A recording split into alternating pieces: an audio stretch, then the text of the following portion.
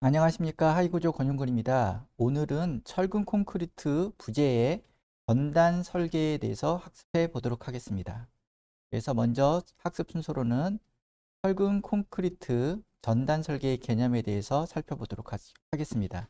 그리고 그 이론적 바탕이 되는 철근 콘크리트 보의 전단 저항 메커니즘에 대해서 학습해 보도록 하겠습니다. 그래서 그 이후에 본격적으로 현행 구조 설계 기준에서 정하고 있는 콘크리트 공칭 전단 강도 VC에 대해서, 그리고 그 다음으로는 전단 철근의 공칭 전단 강도 VS에 대해서 살펴보도록 하겠습니다. 그리고 마지막으로 간단하게 철근 콘크리트 보의 전단 설계의 예제를 한번 간단히 풀어보도록 하겠습니다. 먼저 철근 콘크리트 전단 설계의 개념을 살펴보도록 하겠습니다. 우리가 지금 계속해서 철근 콘크리트 구조 설계를 하고 있는데 강도 한계 상태 설계를 진행하고 있습니다. 그래서 앞에서 살펴봤던 쉼 설계는 쉼에 대한 저항력과 파괴 시까지의 연성 거동을 구조물에 부여하는 데 반해서 본 수업인 구조물 전단 설계는 구조물이 전단에 의해서 파괴될 경우 어떻게 보면 매우 치성적인 파괴를 발생할 수가 있습니다. 그러니까 갑작스럽게 시간적 예고를 하지도 않고 갑작스럽게 파괴될 수가 있는 위험이 있습니다.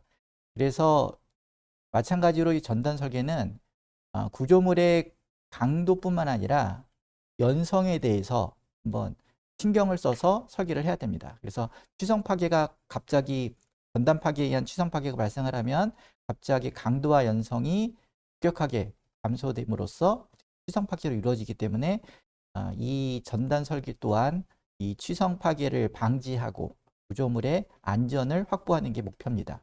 그래서 이러한 취성 파괴 및 구조물의 붕괴를 막을 수 있는 전단력에 관하여 충분한 저항 성능을 확보하는 것이 어떻게 보면 전단 설계의 또 목적이라고 할 수가 있습니다. 그래서 보면 전단에 대한 저항 성능은 공칭 전단 강도라고 합니다. 그래서 V는 전단력을 나타내고요. N은 노미널, 공칭, 공학적으로 어, 이 정도를 어떻게 보면 전단 강도의 그 공학적 수치로 볼 수 있다는 강도죠. 그리고 이런 공칭 전단 강도 Vn의 강도 감소계수 파이를 곱하면 아시듯이 설계 전단 강도가 됩니다. 그래서 파이 Vn이 설계 전단 강도가 됩니다. 그래서 이 파이 Vn은 뭐보다 커야 되냐? 그 강도 하중 조합에 의한 해당 단면의 개수 전당력 VU 이상이 되도록 설계하는 게 개념입니다. 그래서 밑에 식과 마찬가지로 VU보다 어떤 강도 하중조합, 여러 가지 하중조합에 따라서 발생하는 어떤 해당 단면, 이게 단부든 중앙부든 아니면 스판의 뭐 3분의 1 지점이든 4분의 1 지점이든 항상 어떤 해당 단면에 작용하는 개수 전당력 VU보다 하이 VN 설계 전단 강도가 크게끔 설계하는 게 원칙입니다. 원칙이고, 그래서 여기서 다시 한번 정리하면 VN은 공칭 전단 강도라고 하죠. 전단 강도는 두 가지로 분류가 될 수 있습니다. 공칭 전단 강도는 콘크리트가 받을 수 있는 전단 강도가 있고, 또는 전단 철근, 즉 스트럽이 받을 수 있는 전단 강도가 있습니다. 그래서 보면 공칭 전단 강도는 그 부재가 받을 수 있는 콘크리트와 전단 철근에 의한 전단 저항으로 구분할 수가 있는데, VC는 그러니까 콘크리트가 받을 수 있는 공칭 전단 강도, 공칭 전단 강도를 얘기하고, VS 스틸의 약자겠죠. 스트럽의 약자기도 하고, 어, 어, 스트럽이 전단 보강근이 또는 전단 철근이 저항하는 공칭 전단 강도를 얘기합니다. 그래서 요 앞에다가 두 개를 더해서 둘을 더해서 앞에 파이를 붙이면 그게 바로 설계 전단 강도 파이 VN이 됩니다. 그랬고요. 그리고 그래서 다시 한번 정리해 보면 VC는 콘크리트에 의한 공칭 전단 강도, 그리고 VS는 전단 철근에 의한 공칭 전단 강도. 그다음에 여기서 파이는 강도 감수 계수죠. 강도 감수 계수는 앞에 학습 철근 콘크리트 구조 설계라는 학습에서 배웠듯이 전단력과 비틀림 모멘트의 경우에서는 강도 감수 계수 파이가 0.75입니다. 항상 0.75죠. 항상 0.75를 쓰면 됩니다. 전단 설계에서는.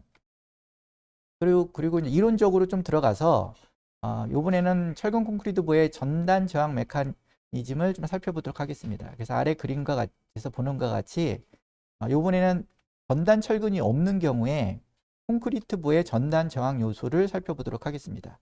그래서 밑에 그림을 보면 밑에는 일단은 전단 보강근 스트럽이 없는 상태의 콘크리트 단면에서 하부에 인장 철근만, T라는 인장력을 받는 인장 철근만 있는 경우를 생각해 보겠습니다.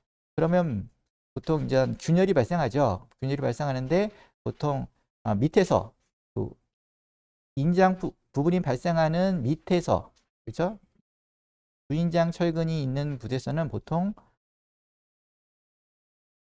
인장력이 휨 응력 중에서도 인장 응력이 최대가 되죠.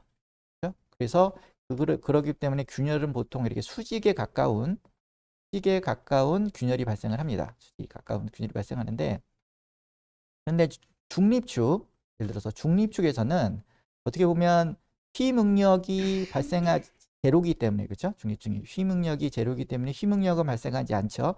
그런데 이에 비해서 전단 능력은 최대가 되죠. 그렇죠? 전단 능력은 가운데에서 최대가 됩니다. 중립축에 있어서 최대가 되기 때문에 어떻게 보면 미소 단면에 대해서 이렇게 이제 정육면체 또는 직사각형의 미소 단면에 대해서 전단력만 작용을 하게 됩니다. 그죠? 전단력이 예를 들어서 따르려는 힘이 이렇게 윗방향으로 작용하고 반대편에서는 밑에 방향으로 작용하겠죠. 그렇게 되면 또 위아래에서도 전단력이 작용하죠. 이 좌측과 우측의 전단력의 방향이 시계 방향이기 때문에 이런 경우에는 반시계 방향으로 수평 전단력이 이렇게 발생을 하게 됩니다. 그래서 이런 중립축 부분에서의 미소 단면에서의 응력 상태는 이렇게 압축이나 인장력 어떤 면에 대해서 작용하지 않고 이게 전단 능력만 작용을 하는데, 이 전단 능력이만 작용할 경우만 보더라도 예전에 역학 시간에 보면 또는 재료역학 시간에 보면 모아의 원 이런 걸 통해서 어떻게 보면 주응력이라는 걸 배웠죠. 주응력. 그래서 보면 이것들은 역학적으로 보면 45도의 단면에서 45도로 이루어진 경사 단면에서 최대의 인장력이 발생합니다. 그리고 그 반대에서는 압축력이 작용하겠죠. 이런 역학적인 이유가 있어서 그런 거에 의해서 중앙부에는 중립축이 근처에서는 거의 45도에 가까운 균열이 발생을 하게 됩니다. 그래서 보면 그림에서도 보면 그렇기 때문에 45도 방향에서 인장력이 가장 세기 때문에 인장력이 걸리는 쪽으로 균열이 발생을 하겠죠. 왜냐면 콘크리트는 인장력이 약하기 때문에. 그래서 이런 경우에도 여기 45도 경사진 부분에서 가까운 부분에서 양쪽에서 당기기 때문에 양쪽에서 이런 가장 큰 이런 인장력이 발생을 하기 때문에 그 부분에서 균열이 발생합니다. 그래서 이제 균열의 형태가 보면 처음에는 휨 인장 응력이 가장 센 인장 철근 쪽의 연단에서 수직적으로 발생을 하다가 점점점 균열이 진행됨에 따라서 중립축을 향해서 올라갈 때는 경사도가 점점점 세지죠. 그러다가 중립축 근처에서 45도에 가깝게 되다가, 그렇죠? 그러다가 다시 또 이제 완만하게 이렇게 올라가다가 균열이 멈춥니다. 멈추는데 이런 것들을 보면 이제 사인장 균열이라고 합니다. 사인장 균열. 그래서 우리는 사인장 균열을 어떻게 보면 전단 균열이다라고 표현을 합니다.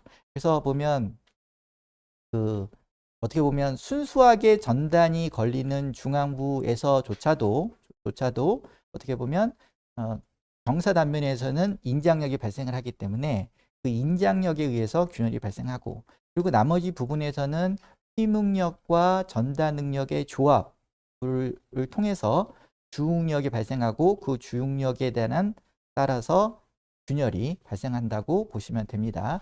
그래서 이렇게 이제 사인장 균열, 우리가 사인장 균열을 보통 전단 균열이라고 많이 표현되는데, 이런 전단 균열이 발생했을 때를 한번 보겠습니다.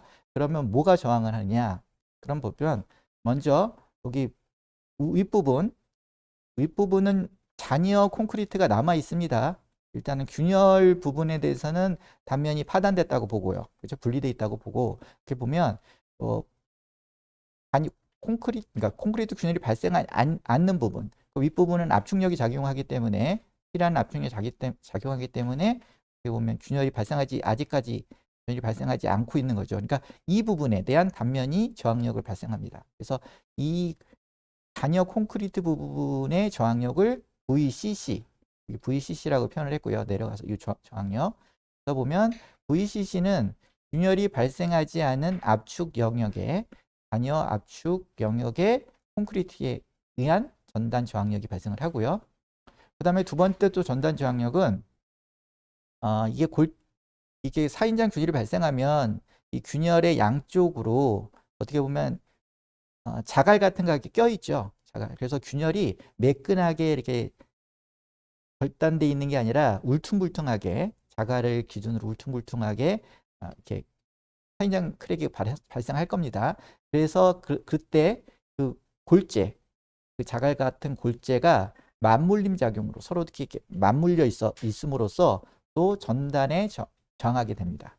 그렇죠? 균열은 발생했지만, 그래서 이거를 골재의 맞물림 작용에 의한 전단 저항력이라고 하고요. 그 전단력, 그거를 이제 어떻게 보면 어그레이트 인터락 액션이라고 하죠. 골재 맞물림 작용. 그러다 보면 균열 양면에 발생하는 골재의 맞물림 작용에 의한 전단 저항력 VA가 있는데, 이거의 분력 중에서 이게 이제 수직 분력과 수평 분력으로 나눠질 수 있겠죠. 그 중에서 수직 분력인 VAY가 어떻게 보면 따르는 힘, 전단력에 대해서 저항한다고 할 수가 있습니다. 그래서 두 번째는 VAY가 저항하고 있고요. 그리고 또 하나의 전단 요소로는, 전단 저항 요소로는 인장철근이 있죠. 인장철근이 양쪽으로 분리된 콘크리트를 잡고 있잖아요. 그렇죠? 이거를 보면 이거를 인장철근의 장부작용이라고 합니다. 다월 액션이라고 하죠, 영어로. 이 다월 액션에 따라서 저항을 하게 됩니다. 그래서 마지막으로 장부작용에 의한, 인장철근에 의한 전단 저항력 VD라고, D는 다월의 약자겠죠. D라는 저항력이 생깁니다. 그래서 보면 VC는 콘크리트 트러블이 없는 이런 부인장 철근만이 있는 콘크리트 단면의 저항력은 VCC, 여기 VCC요. 콘크리트 균열이 발생하는 잔여 콘크리트에 대한 저항력, 그 다음에 골재의 맞물림 작용에 의한 전단 저항력 중 수직 분력 VAY, 그 다음에 마지막으로 인장철근의 장부 작용으로, 다월 작용으로 발생하는 VD, 그죠? VD가 합해져서 콘크리트의 전단 저항을 한다고 말할 수가 있습니다. 근데 사실 이 외에도 많은 전단 저항 요소가 있겠죠. 사실은 전단 요소가 있겠지만, 이제 구조공학자들이 연구 결과 주요한, 그 중에서 역할이 큰 전단 저항 요소만 이렇게 뽑아낸 겁니다. 사실은. 그래서 VCC, VAY, 그리고 VD가 합해져서 VC를 구성한다라고 얘기하고 있고요. 그리고 이거는 또 상황에 따라 크기가 서로 비율이 다를 텐데, 그 중에서 가장 큰 역할을 하는 것은 균열폭이 크지 않을 때는 그 골재의 맞물림 작용에 의한 전단 저항력 VAV가 이 중에서 그래도 가장 큰 비중을 차지한다고 연구에서는 발표하고 있습니다. 이런 것들을 한번 이론적인 근거니까 한번 살펴볼 필요가 있고요. 근데 실질적으로 전단 보강근을 하잖아요, 그렇죠? 그러면 그래서 이번에는 전단 철근이 보강된 스트럽이 보강된 철근 콘크리트보의 전단 저항 요소를 살펴보면 이것도 마찬가지로 사인장 균열이 발생했을 때, 그렇죠? 사인장 균열이 봤을 때 어떻게 되느냐? 여기서는 다른 요소들은 똑같습니다. 여기 VCC, VAY, VD는 앞에서 전단 철근이 없는 경우와 똑같죠. 거기에 추가되는 것은 뭐죠? VS. 이 VS가 바로 여기 그 균열 틈을 가로질러서 매달려 있는 형태로 위에 있는 콘크리트와 균열 아래에 있는 콘크리트를 잡고 있죠. 그죠? 균열면의 교차 부분을 잡고 있는, 예를 들어서 지금 같은 경우는 수직 스트럽이죠. 수직으로 놓인 이런 균열면과 교차된 수직 스트럽이 부담하는 공칭 전단력 VS라는 게 추가되는 겁니다. 추가되는 건데 뒤에서 이제 볼 텐데 이럴 때 이제 그 공학적으로는 VS를 어떻게 산정하냐? 이 균열이 45도로 발생을 했다고 보면 45도로 발생했다고 가정을 할 때 그 45도의 균열을 가로지르는 철근의 스트럽의 힘의 크기를 말합니다. 그래서 보면 VS는 여기서 보면 AV는 뭐냐면 그 전단 철근 스트럽의 단면적이고요. 그리고 YT는 전단 철근의 항복 강도, 그죠? 항복 강도 YT라고 표현하고요. 그러면 여기가 전단 철근의 단면적의 응력을 곱하면 힘이 되죠. 그죠? 결국 FYT는 어떻게 보면 가로지는 한 개의 스트럽에, 한 가닥의 스트럽에 받는 힘을 나타내는 겁니다. 거기다가 어떻게 보면 N, 개수, 가로지는 스트럽의 개수를 곱하면 이게 바로 어떻게 보면 VS가 되는 겁니다. 그렇죠? VS가 저항하는 힘이 되는 거고, 그거는 보면 여기 뒤에서 이렇게 나타낼 수가 있는데, 여기 보면 FYT는 한 가닥의 철근이 견디는 힘이라 그랬죠. 그리고 그거를 N은 뭐냐면 D를 S로 S가 뭐냐면 이 스트럽의 간격입니다. 스트럽의 간격을 나타내는 S분의 D가 N, 개수를 나타내는 겁니다. 왜냐하면 좀 전에 말씀드렸듯이 여기 D값, 그렇죠? 수직의 D값, 유효 D값에서 45도 각도로 균열이 발생했다고 보면 이렇게 빨간색으로 표시된 이게 똑같은 길이가 되죠. 그렇죠? 똑같은 길이가 되니까 결국 균열의 밑면 여기에 들어가는 개수, 그렇죠? 여기에 들어가는 가로지는 철근의 개수는 D를, 여기 D잖아요. D를 S로 간격으로 나누면 개수가 나오죠. 그래서 이런 식으로 표현이 됩니다. 한번 살펴봤고요. 그런데 여기서 보면 앞에서는 스트럽이 없는 거고 요거 뒤에는 스트럽이 있는 경우잖아요. 있는 경우죠. 그렇기 때문에 이 앞에 VCC, VAY, VD는 앞에 있는 스트럽이 없는 경우에 VCC, VAY, VD하고 똑같은 값이라고 보시면 안 됩니다. 왜냐면 D의 값은 스트럽으로 인해서 더 상승을 하겠죠.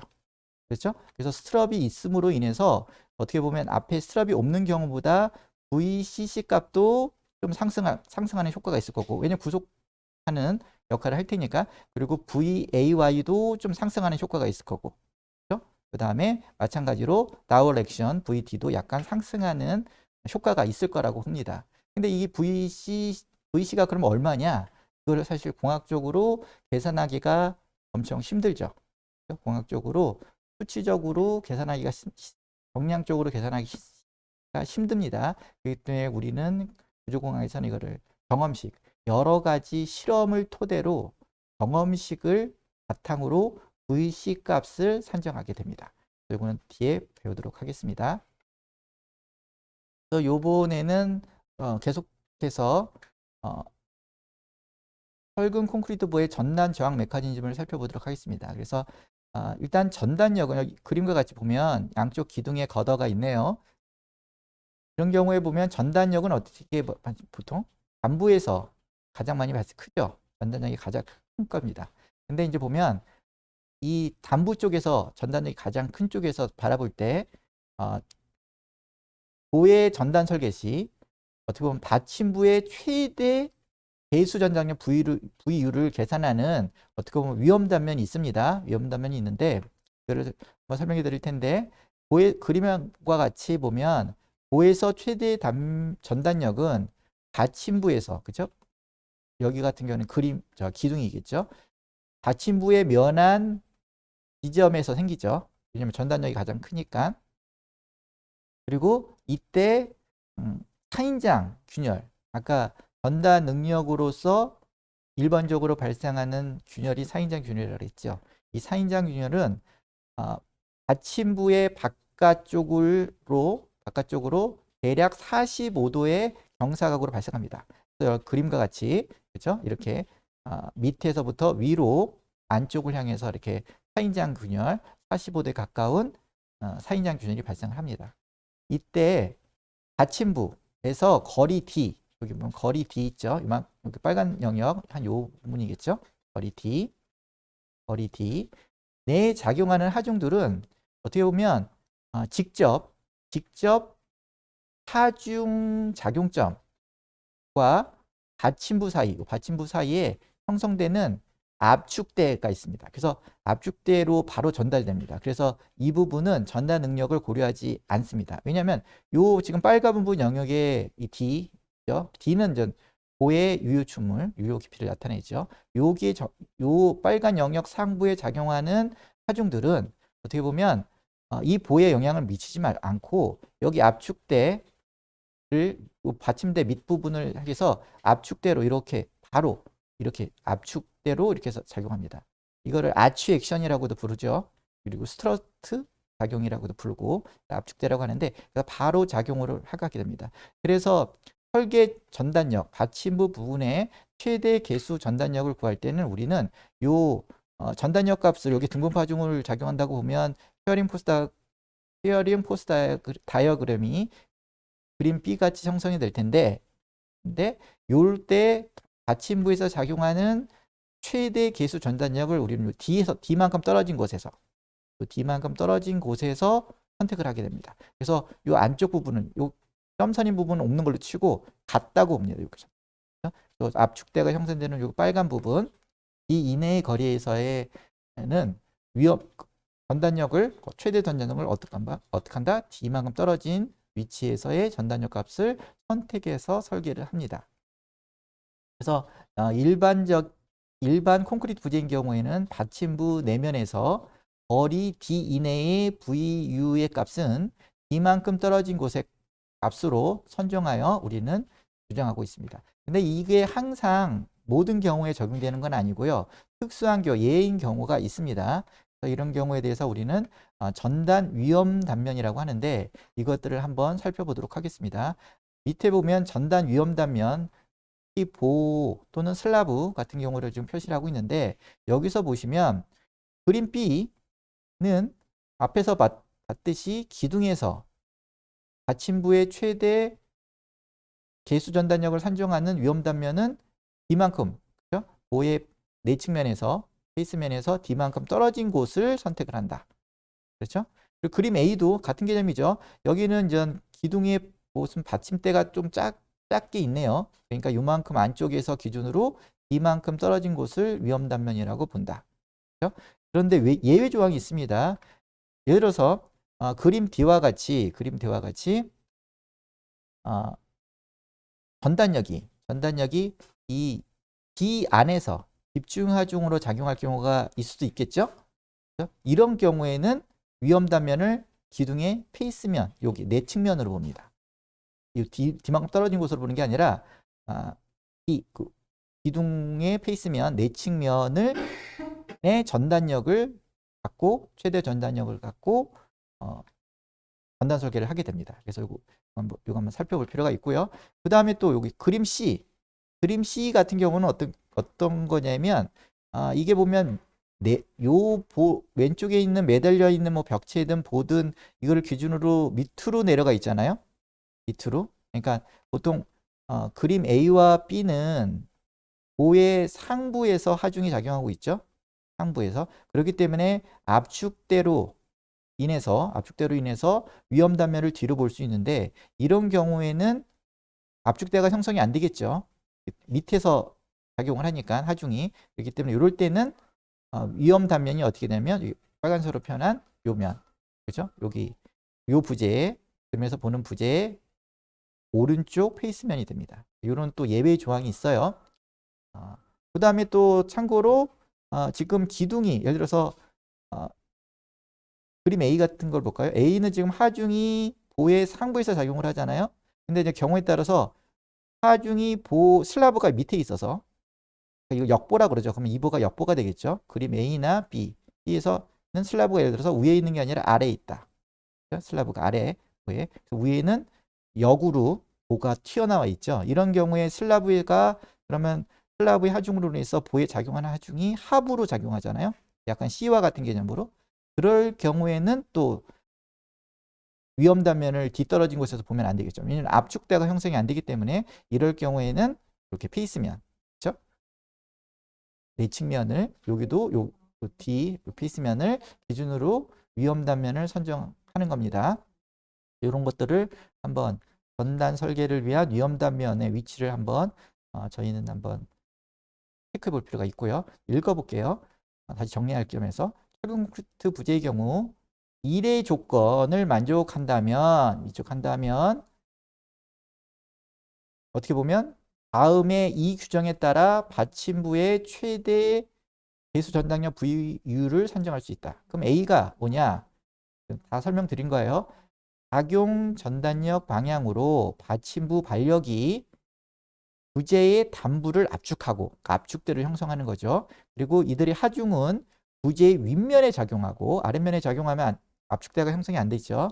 그리고 그 근처에 상면에 작용하나 그 근처에 압축대를 형성시키는 곳에 하중이 작용해야 된다는 얘기죠. 그렇죠? 작용하며 받침부 내면과 아래의 2에 정의되는 2의 밑에 있어요. 2에 정의되는 위험 단면 사이에 집중 하중이 작용하지 않은 경우. 그림 D죠. 이럴 경우에는 위험 단면을 이렇게 D로 그렇죠? 떨어져 있는 거리로 볼 수 있다는 거죠. 그리고 2번은 여기 D에 해당되겠죠. 철근 콘크리트 부재의 경우 받침부 내면에서 거리 D 이내에 위치한 단면을 그렇죠? 단면을 거리 D에서 구한 집중하지 걸렸을 때 구한 개수 전단력의 값. 이런 경우가 아닌 경우에는 이만큼 떨어지는 거리에서 전단 설계 위험 단면이 된다는 거 한번 체크해 볼 필요가 있습니다. 참고로 그러면 휨 설계 우리가 앞에서 배웠던 휨 설계 철근 콘크리트 휨 설계에서 위험 단면은 어떻게 되죠? 페이스면이죠. 그러니까 요 그림 A 같은 경우는 요 면이 될 거고 받침부 내측면 그리고 그림 B는 마찬가지로 기둥에 면하는 면 페이스면이 휨 설계의 위험 단면이 될 거고 그 다음에 그 그림 D도 그죠? 기둥과 만나는 요 면이 휨 설계 위험 단면이 돼서 그림 D는 전단에 대한 위험 단면과 같겠죠. 그럼 그림 C는 어떻게 되죠? 그림 C는 C의 휨 설계를 위한 위험 단면은 여기 페이스면이 아니라 뭡니까? 여기가 예를 들어서 인장철근 이게 매달려 있잖아요. 그죠? 인장철근이 이렇게 있다 그러면 인장철근이 뭐 양면에 철근데 양면으로 있다 그러면 첫 번째 인접한 인장철근의 중심에서가 그렇죠? 이 경우에는 휨 설계 위험 단면이 됩니다. 매달려 있기 때문에. 왜냐면 지금 현재 그림 C는 이 부재가 매달려 인장이 발생하고 있잖아요. 그래서 이런 것들을 한번 체크해 볼 필요가 있습니다. 그 다음에 계속적으로 철근 콘크리트 보의 전단 저항 메커니즘을 살펴보면 우리가 이제 이런 것들을 전단 저항에 대한 그거를 규명하기 위해서 보통 실험을 할 때 보면 전단 경관과 유효 깊이의 비. 영어로 전단 경관을 쉬어 스판이라고 하거든요. 유효 깊이는 뎁스, 그죠? 이펙티브 뎁스잖아요. 그래서 이거를 보면 쉬어 스판 투 뎁스 레이쇼라고 합니다. 요거를 선택을 해서 실험을 많이 하게 되는데, 그림에서 보면, 먼저 그림부터 볼까요? 그림에서 보면 예를 들어서 단순 지지죠. 단순 보호에서 두 개의 집중하중이 똑같은 크기의 두 개의 집중하중이 작용을 할 때 그 양단 지점에서의 거리가 똑같게, 그렇죠? 똑같게 형성을 시키는 양단의 똑같은 크기의 피하중을 작용하면서 실험을 하게 됩니다. 이렇게 실험을 하게 되는데, 이때 이런 상황일 때 쉐어링 포스 다이어그램과 밴딩 모멘트 다이어그램을 그려보면 이런 형태가 되겠죠. 그렇게 된다면 여기 하중과 하중 사이의 부분은 어떻게 보면 전단력은 제로이고, 전단력은 작용하지 않고 휨 모멘트만, 밴딩 모멘트만 M 이꼬르 PA 만큼의 이것도 일정한 휨 모멘트가 작용하죠. 그렇기 때문에 하중과 하중 사이, P와 P 사이의 구간에서는 순수 휨에 대한 연구를 할 수 있습니다. 순수 휨이 발생했을 때 어떤 부재가 어떤 형상의 구조적 거동을 하느냐, 그리고 어떤 파괴를 하느냐를 검토하는 용으로 이제 중간에 휨 파괴를 위해서 많이 쓰고요. 그리고 그러면 이제 A 구간을 우리는 쉬어 스판 전단 경관이라고 합니다. 요 전단 경관 구간에서는 뭐가 발생하죠? 전단력도 발생하고, 근데 전단력이 어떻게 하죠? 균일하게 발생하죠. 일단 동일한 전단력이 발생하고, 그리고 휨 모멘트는 점점점 커져서 최대값이 PA에 해당되는 휨 모멘트가 발생하죠. 그러니까 요 쉬어 스판 전단 경과 부분에서는 일정한 전단력과, 그리고 어떻게 보면 최대 큰 휨 모멘트가 발생하는 구간입니다.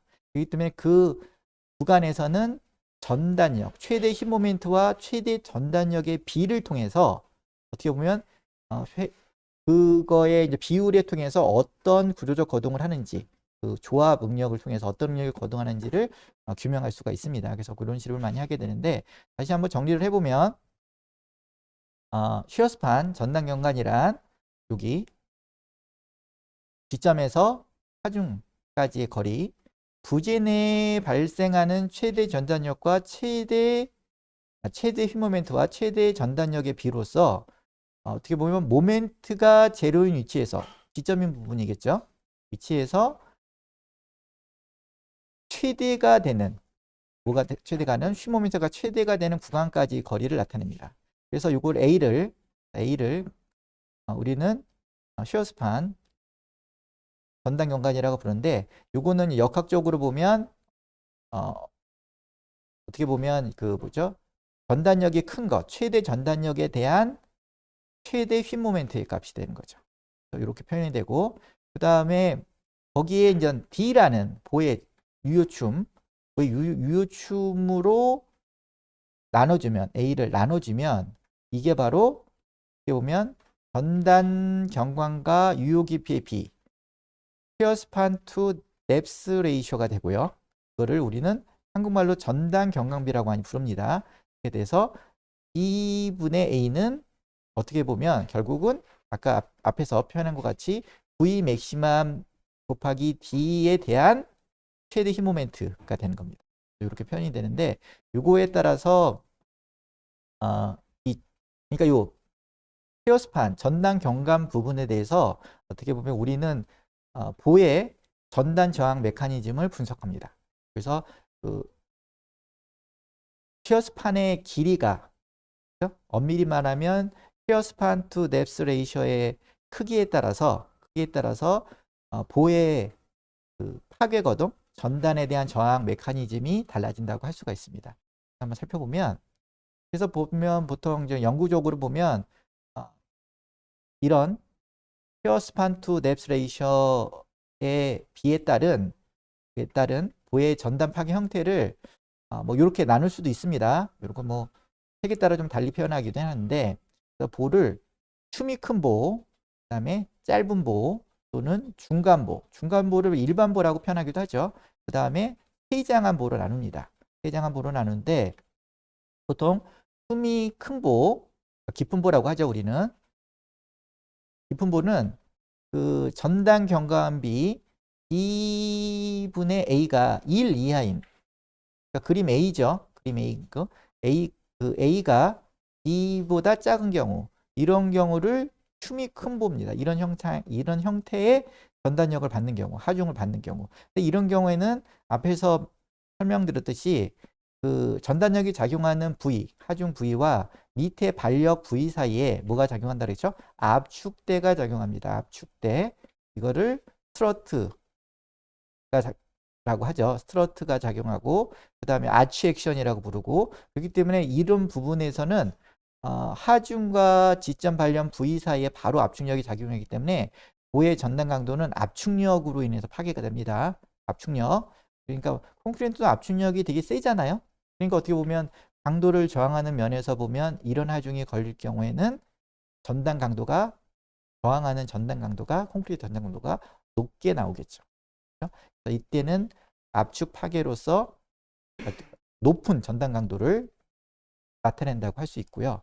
근데 이제 쉐어스판을 점점, 그러니까 쉐어스판 전단 경과를 점점 느려보겠습니다. 느려보는데 여기서 보면 두 번째 그림 A를 그러니까 어떻게 보면 B분의 A를 전단 경과비를 1보다는 크게 하고 그 다음에 2.5 이하로 하면 어떤 사태가 발생하느냐. 그리고 눌러보면 요 사이에서의 파괴는 우리가 지금 사인장 파괴를 배우고 있죠. 사인장 파괴 위주로 앞에서 그 전단 저항 메커니즘을 했잖아요.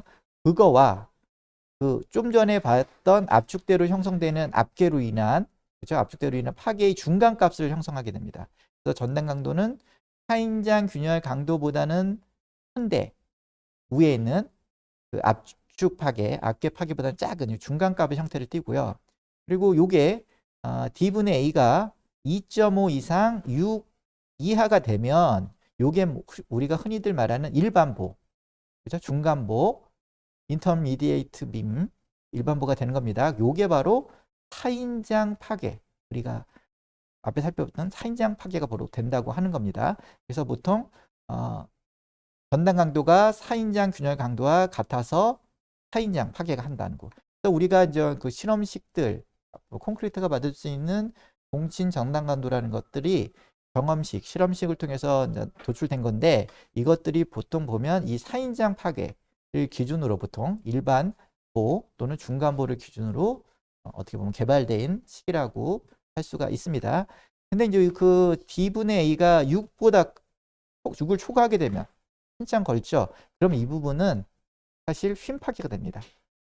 그러니까 이럴 경우에는 여기에 걸리는 전단 경관에 걸리는 전단력은 작기 때문에 대부분 휘뭉력이 크거든요. 그렇기 때문에 여기는 거의 전단 균열이 발생하지 않은 상태에서 휨 균열에 의해서 휨 강도에서 지배되는 면이 됩니다. 그래서 이런 식의 전단 경감비를 조절하면서 우리는 여러 가지 RC뿐만 아니라 그 밖에 RC5뿐만 아니라 뭐 슬라브라든지 여러 가지 형태를 실험하고 있습니다. 그래서 어떤 부재를 쉼서계를 나는 목적으로 하느냐. 그러면 이제 어떻게 보면 이 전단 경관을 느려야 되죠. 크게 해야 되겠죠. 왜냐하면 쉼 파괴를 유도해야 되기 때문에. 쉼 강도를 연구하려면. 근데 이제 전단 강도를 연구한다. 그러면 이걸 줄여야 되겠죠. 그렇죠? 그래서 전단 파괴 쪽으로 유도를 해서 실험을 해야 되겠죠.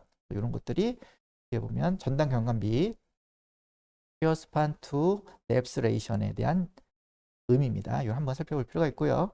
우리는 중간보, 일반보를 기준으로 식들을 전개하고 있다. 그래서 이번에는 콘크리트 공신 전단 강도 VC를 한번 살펴보도록 하겠습니다. VC. 그러니까 일단은 VU가 큰 최대 전장력이 받잖아요. 그렇죠? 어떻게 보면 이렇게 개념상 보면 VU가 발생했을 때 콘크리트 부분이 전달하는 부분이 있고, 그렇죠? 콘크리트 영역 부분이, 그 다음에 또 하나는 철근분, 전단 철근, 스트럽이, 보 같은 경우는 스트럽이 저항하는 부분이 있다는 거죠. 때문에 어떻게 보면 VU에 대해서 하이 VC만으로도 견딜 수 있으면, 그렇죠? 콘크리트의 전단 강도로만 견딜 수 있으면 거기서 끝내면 되죠. 그렇죠? 그런데 이거를 초과하게 되면 VU가 파이 VC를 초과하게 되면 뭔가 보강을 해야 되잖아요. 그렇기 때문에 그때는 이제 VS라는 전단 철근을 보강을 해서 보강을 하게 됩니다. 그래서 먼저 이 중에서 콘크리트가 받는 공칭 전단 강도 VC에 대해서 살펴보도록 하겠습니다. 그래서 구조설계 기준에서는 어떻게 정의를 하고 있느냐? 제가 말씀드렸듯이 수많은 실험을 통한 경험식을 통해서 그렇죠? 수식을 만들었다고 보시면 됩니다. 그리고 이 수식들은 언제든지 바뀔 수 있는 거예요. 많은 데이터가 쌓이고 많은 연구가 쌓임으로 해서 이 식들은 각 기준마다 조금씩 변동이 있다는 거 한번 체크해 볼 수 있고요. 그리고 이거는 왜냐? 이거는 실험식이기 때문에. 그렇죠? 그리고 그래서 먼저 전단과 휨 모멘트가 작용하는 부재. 일반적으로 보죠. 힘재인 보죠. 그렇죠? 보의 콘크리트 공친 전단 강도 VC는 어떻게 보느냐? 기존에서는 아래와 같이 콘크리트 전단 강도를 일반식과 정밀식으로 구분하여 둘 중에 하나를 쓰도록 하고 있습니다. 근데 둘 다 경험식입니다.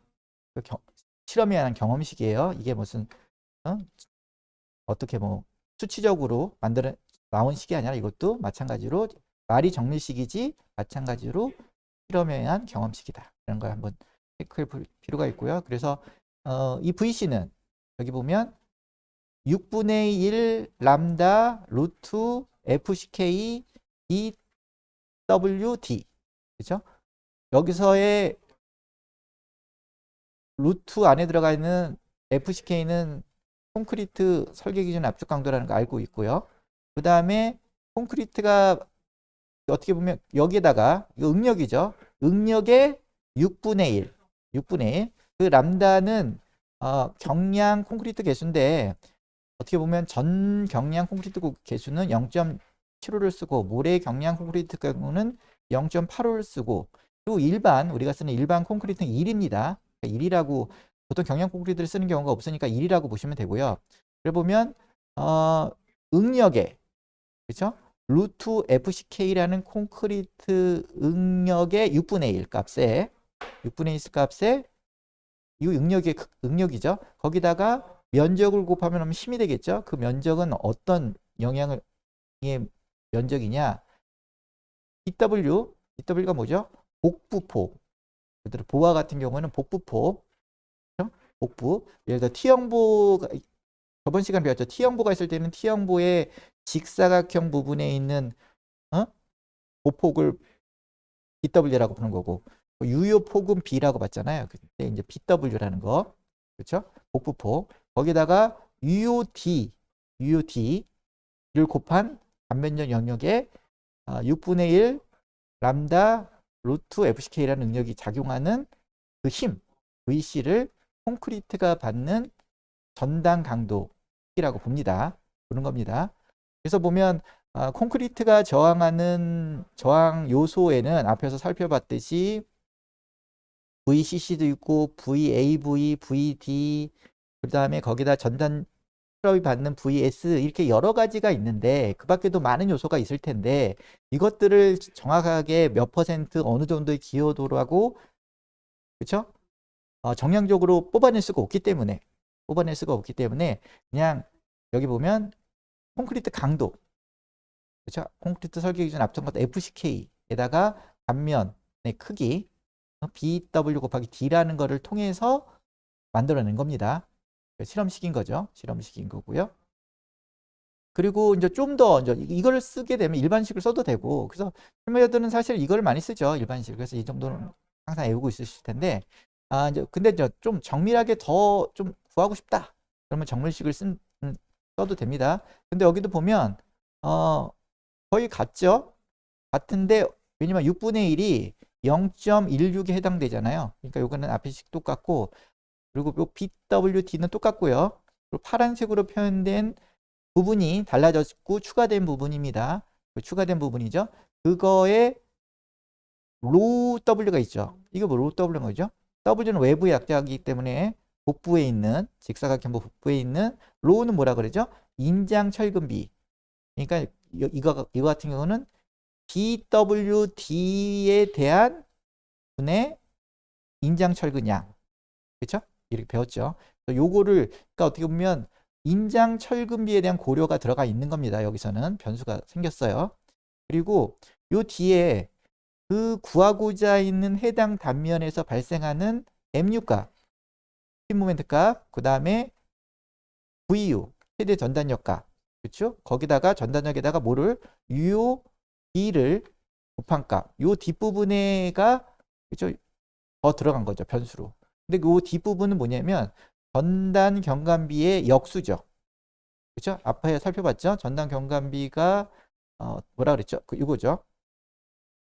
여기가 전단 경감비라고 있잖아요.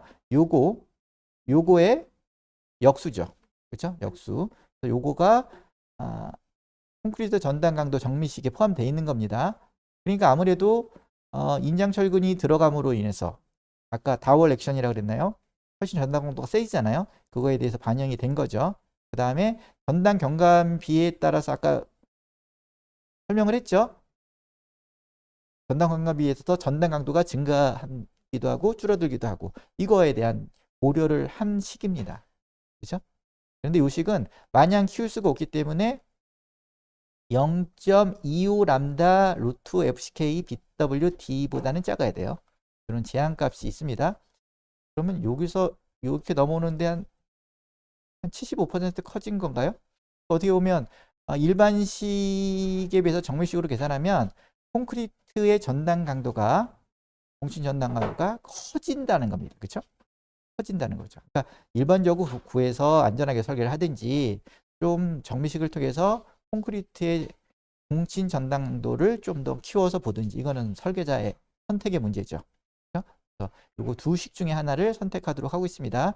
여기서 살펴봤듯이 MU는 전단을 고려하는 단면에서 VUO 최대 전단력과 동시에 발생하는 배수 스핀 모멘트이고요. 그리고 이거 MU분의 VUD 이 D 값은 이때 2를 초과할 수는 없습니다. 이런 제한값이 있고요. 그 다음에 보면 요 식들은 예를 들어서 보통 실물선자는 안 쓰지만 전단 철근이 보강되지 않는 콘크리트인 경우 실무에서 뭐 전단 보강근을 다 넣잖아요. 그렇죠? 이건 다 넣습니다. 넓은 간격이라도. 근데 어쨌든 보강되지 않는 콘크리트의 공칭 전단가를 산정할 때는 요거 루트 FCK 값이 8.4 메가파스칼을 초과하지 않아야 한답니다. 그렇게 보면 요 FCK가의 맥시멈 값이 한 70 메가파스칼 정도 됩니다. 그런데 일반적으로 전단 보강이 보강될 경우에는 이 제한값이 없습니다. 추가할 수가 있어요. 이런 것들 한번 살펴볼 필요가 있고요. 디테일하게. 앞에 아래 그림을 보면 여기 보면 이 세로축이 어떻게 보면 콘크리트의 공친 정당 강도 VC를 무차원화 시킨 겁니다. 그래서 보면 여기가 0.16 요게 6분의 1 값이에요. 요게 요 값이 요 식인 거죠. 요 식을 기준으로 볼 때 가로축은 그죠 뭐죠? DWD분의 AS 그 뭐죠? 인장철근 정밀식에서 말하는 인장철근의량 그러니까 로 W죠. 로 W 그죠? 인장철근비 북부의 인장철근비를 오른쪽으로 갈수록 느릴수록 그죠? 증가시킬수록 얼만큼 실험에 의한 콘크리트의 전단 강도가 증가하느냐를 보여주고 있습니다. 그러기도 보면 요 기준 일반식을 기준으로 보면 어떻게 했죠? 인장 철근비가 늘어날수록 로 W가 크면 클수록 오른쪽으로 크면 클수록 실험값들이 위에서 찍히죠. 그렇죠? 그러니까 인장 철근이 많으면 많을수록 다블 액션을 통해서 그렇죠? 다블 액션을 통해서 그러니까 WD라 그랬나요? 저항요충 VD 그렇죠? 그게 증가되기 때문에 또 전단에 대해서 부인장철근이 역할을 한다라는 걸 보여주고 있습니다. 실험을 통해서. 그리고 또 기준에서는 앞의 식에서 축 방향 압축력이 작용하는 경우 그러니까 앞에서 전단력과 힘 모멘트가 작용하는 부재 보호 있죠. 거기에 예를 들어서 혹시 축방향이 추가됐어. 그럴 경우에는 그러면 공신 전단 강도를 어떻게 구하느냐를 또 수식으로 제한하고 있습니다. 그렇게 해서 보면 읽어볼게요. 축방향 압축력을 받는 부재의 경우 전단과 휨 모멘트를 받는 부재의 전단 강도식 앞에서 살펴봤죠. 그 중에서 상세식 식의 VU를 아래와 같이 구한 MM으로 대체하여 VC를 계산할 수 있으며, 근데 이때는 VU에 대한 MU에 대한 VUD, 그렇죠? 요게까지 아까는 2를 초과할 수 없다 그랬잖아요. 이 값은 1 이하라도 그렇죠? 제한을 받지 않는다라고 하고 있습니다. 이게 무슨 말이냐? 앞에 보면 요 식이죠. 요 식, 정밀식에서 그렇죠? 요 MU 요 MU 값 있죠? 요 MU 값을 MN으로만 바꾸는 겁니다. 바꾸고 여기 보면 여기 MU에 대한 VUD 값에 여기서는 초과할 수 없다고 했잖아요. 근데 이건 이런 제한이 없다. 그렇죠? 요런 값이죠. 그래서 보면 여기 똑같은 식이죠. 여기 MU가 MN으로 바뀌고 MN이 요렇게 이런 식을 적용하는데 압축력이니까 누르는 심이잖아요. 압축력. 요게 NU. 그렇죠? 개수 압축력을 집어넣으면 되는 거죠. 그러면 결국 압축력을 집어넣으면 MU에서 빼는 값이 되기 때문에 MN 값은 어떻게 작은 값이 되죠. 작은 값이 되면 분모에 있는 MN 값이 작기 때문에 VC가 커지는 효과가 있죠. 그렇죠? 그 다음에 여기서 H는 보라고 그러면 보의 전체 춤이고요. D는 유효 깊이를 나타내고요. 그렇죠? 이런 식이 있습니다. 그런데 요거를 계산하다가 예를 들어서 압축력이 너무 커. 예를 들어서 그래서 보면 이게 마이너스가 나올 수 있겠죠. MN 값이. 그렇죠? 그럴 경우에는 아래 수식을 쓰면 됩니다. 아래 수식. 그래서 다시 정리를 하면 위식에서 산정한 VC는 아래식으로 도출된 값 이하여야 하며 그 다음에 이하여야 해요. 그 다음에 또 위에서 산정한 MM이 음수일 경우에는 아래식의 VC를 통해서 계산을 하면 됩니다. 그래서 보면 앞의 식에 비해서 압축력이 더 작용하면 유리하다는 거죠. VC가 증가하겠죠. 그렇죠? 증가합니다.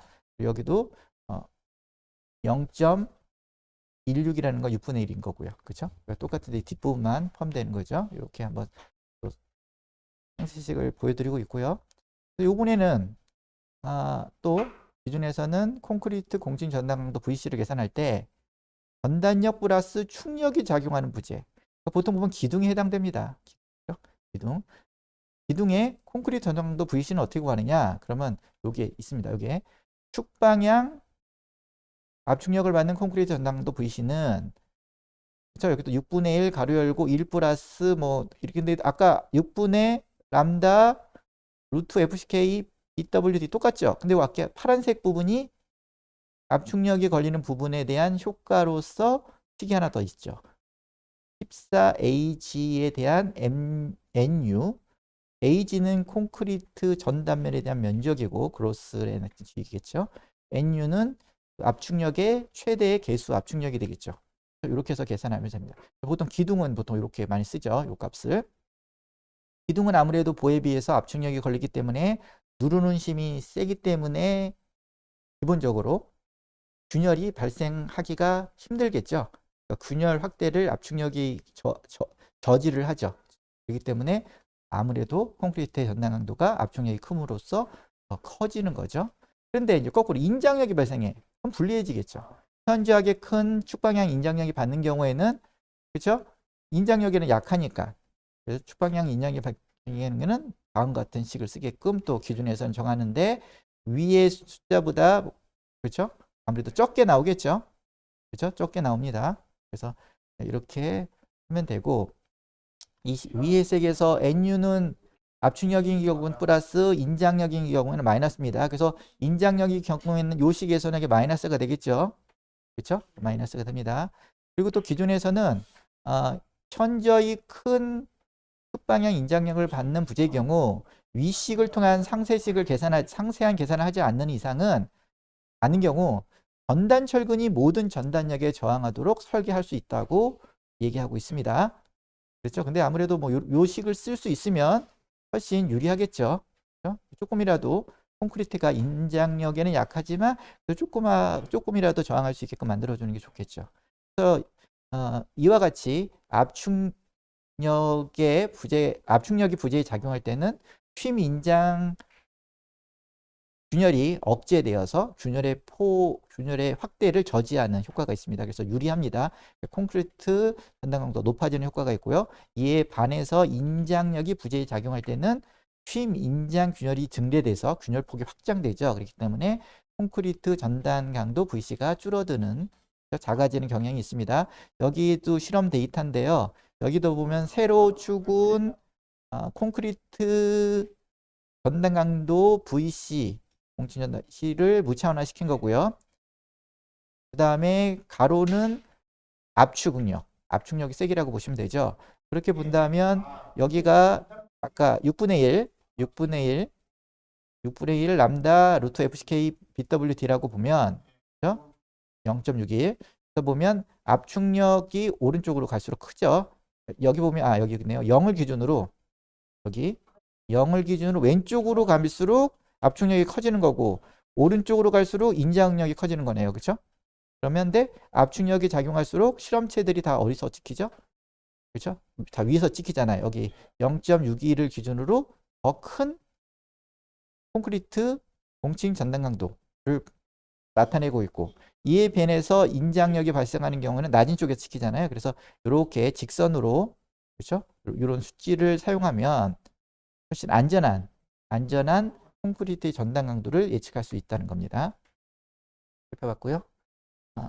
이런 식들이 어쨌든 경험을 통해서, 그렇죠? 실험을 통한 경험식을 했는데 이게 매번 바뀔 수가 있다 그랬죠. 그래서 이번에는 참고로 ACI 318-19 2019년에 제정된 프리스트레스 콘크리트 부재가 아닌 콘크리트 공칭 전단 강도 VC를 ACI 기준으로 볼게요. 우리나라는 아직까지 이렇게 바뀌지 않았습니다. 그 정 기준을 따른 거죠. 이렇게 돼 있습니다. 이렇게 떠 있는데 보면 여기는 보면 요 VC값이 어떻게 크게 나느냐면 AV는 그 전단 철근, 스트럽의 철근량이겠죠. 이게 AV 미니멈보다 큰 경우와 작은 경우로 나눕니다. 나는 경우요. 작은 경우는 미니멈으로 넣어야 되는 전단 철근량이라고 보죠. 그것들이 이렇게 주어져 있습니다. 이거는 뒤에서도 살펴보겠지만 우리나라 기준하고 똑같아요. 그래 보면 미니멈으로 넣어야 되는 최소한 이만큼의 전단 철근을 넣어야 되는 그 양은 0.062, 우리나라는 뒤에 5가 더 붙어 있어요. 그리고 루트 F C 프라임, 여기는 우리나라는 FCK라고 하죠. 콘크리트 압축 강도. 그 다음에 FYT는 전단 철근의 항복 강도, BW 복부폭, S는 스트럽의 전단 복강근의 간격, 요 정도는 나와야 된다. 그렇죠? 그런데 요거는 FYT의 분의 0.35 BWS보다는, 그렇죠? 커야 된다. 이런 식이 있습니다. 그렇죠? 이런 식의 미니마 값보다 최소 전단 철근량보다 큰 경우와 작은 경우로 나눠서, 그렇죠? 큰 경우는, 그렇죠? 보통 크죠? 큰 경우는 이렇게 간편식 A를 쓰거나 정밀식 B식을 쓰도록 하고 있습니다. 근데 이것들은 앞에서 우리나라는 좀 세분하게 나눴었는데 여기서는 어떻습니까? 여기 NU가 다 들어갑니다. 간편식도 NU가 들어가고, 그렇죠? 정밀식에도 NU가 들어가고, 뭐에 대한 AG, 콘크리트 부재의 전체 단면적에 대한, 그렇죠? 단면적에 대한 축방향 응력이 추가된다는 거 한번 살펴볼 필요가 있고요. 그 대신 여기서 여기 6AG분의 NU는 0.05 FC'은 콘크리트의 압축 강도, 설계준 압축 강도, 요거보다는 작아야 된다. 이런 식에서 간편식과 정밀식으로 이렇게 두 가지로 심플하게 둘 중에 하나 써라. 그런데 요 값은 또 맥시멈 값이 있어요. 0.42 람다 루트 FC 프라임 BWT. 요거보다는 작아야 돼요. 요거를 해서 두 식으로 둘 중에 선택해서 쓰게끔 돼 있고요. 근데 여기서도 뭐 간편식 안에서도 보 같은 경우에는 그 압축 축방향이 없잖아요. 그렇죠? 없으면 이게 없으면 이거 없으면 0이 되니까 그러면 0. 우리나라 현재 0.167 뭐 이렇게 되잖아요. 그러니까 여기는 0.7이니까 그런 경우면 뭐 이거는 지금 현재 우리나라 그렇죠? 일반식 공칭 전단과 일반식하고 같다고 보시면 돼요. 그렇죠? 같다 보시면 되고 요거는 정미식은 좀 달라졌겠죠. 정미식은 달라지고 그리고 요 값은 0.42 람다 최대값 요거는 좀 커진 것 같아요. 우리는 어땠죠? 우리는 여기 보면 여기 나오네요. 예, 여기서 우리는 0.29입니다. 0.29라 지금 여기서의 최대값 0.42가 더 큰 값이 해당됩니다. 제가 한번 유념을 해볼 필요가 있고요. 그리고 AV가 AV 미니멈보다 작을 경우에는 요식을 적용하라고 되어 있는데 여기서도 람다 S를 주목해 볼 필요가 있습니다. 람다 S는 크기 효과 수정 계수라고 해서 람다는 요식으로 표현하고 있는데 이 수식은 여기서 보면 1보다는 작고요. 1보다 작은 감소 계수고 그 다음에 D, UOD가 분모에 있기 때문에 O가 크면 클수록 람다 S가 작아지는 경향이 있죠. 이런 취지는 보면 전단 보강근이 없는 비압축 부재에 대하여 실험 결과에 따르면 콘크리트에 기인한 전단 강도는 부재 깊이에 따라 정비례하여 증가하지 않는 크기 효과를 고려하여 수정한 것이라고 합니다. 예를 들어 부재 깊이가 9배로 증가하더라도 깊은 보에 대한 파괴시 전단 강도는 일반 보의 파괴시 전단 강도의 2배 미만일 수 있다는 것을 반영한 것입니다. 이번에는 전단 철근의 공친 전단 강도 VS에 대해서 살펴보도록 하겠습니다. 그래서 콘크리트 보의 전단 철근, 스트럽이라고 하죠. 전단 보강근이라고 하고, 그래서 철근 콘크리트 부재에 사용되는 전단 철근은 부재 전체를 감싸거나 복부 콘크리트를 지나는 형태로 배근되어 신부 콘크리트의 횡구석 효과 및 사인장 균열을 억제하고 전단력 및 디테일 모멘트를 저항하는 효과를 나타냅니다. 그리고 이런 전단 철근의 설계 기준 항복 강도는 50메가파스칼을 초과할 수가 없어요.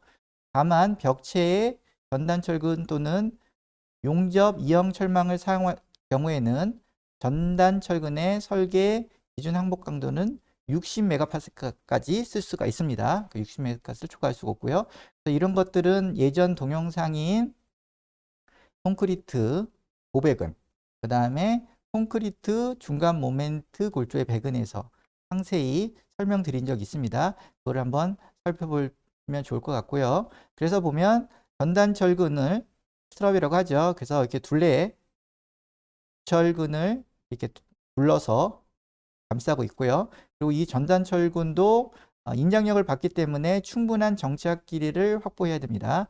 그래서 전단 철근을 사용하는 스트럭과 기타 철근 또는 철선은 콘크리트 압축 연단으로부터 유효 깊이 D까지 충분히 연장을 해야 돼요. 그래서 보면 이 그림에서 보면 빨간색이 압축 부분이라고 본다면 그 밑에서 작용하는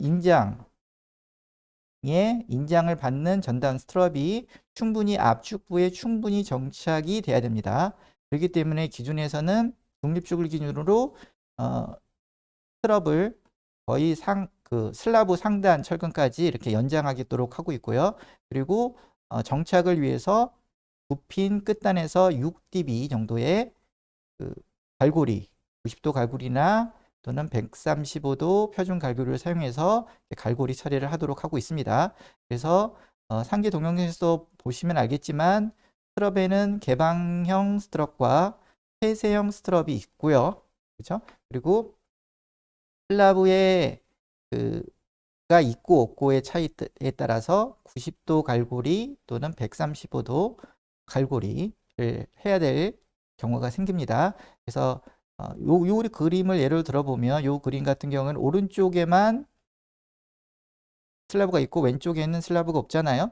그렇기 때문에 왼쪽에 이 부분은 갈고리를 135도 갈고리로 마감을 해야 되고, 대신 이 오른쪽은 90도 표준 갈고리를 이용해서 마감을 하면 됩니다.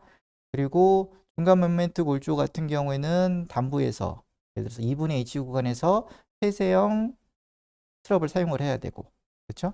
그리고 중간 모멘트 골조는 모든 유형의 스트럽의 그 갈고리를 135도라는 내진 갈고리를 사용해야 되고, 그 대신 덮개철근 캡타이라고 불리는 캡바라고 불리는 덮개철근은 130도 갈고리인데 한쪽 면은 90도 표준 갈고리로 허용을 해주고, 그렇죠? 이런 제한값들이 있습니다. 그래서 이런 것들을 한번 살펴보시면 좋을 것 같고요. 그 다음에 전단 철근의 설계 항복 강도와 관련된 것도 예전에 철근의 기본 상황이라는 동영상 자료에서 한번 또 설명드린 적이 있기 때문에 철근에 대해서, 그리고 철근의 사용 한도에 대해 설명드린 적이 있기 때문에 그거 한번 참조하시면 좋을 듯 합니다.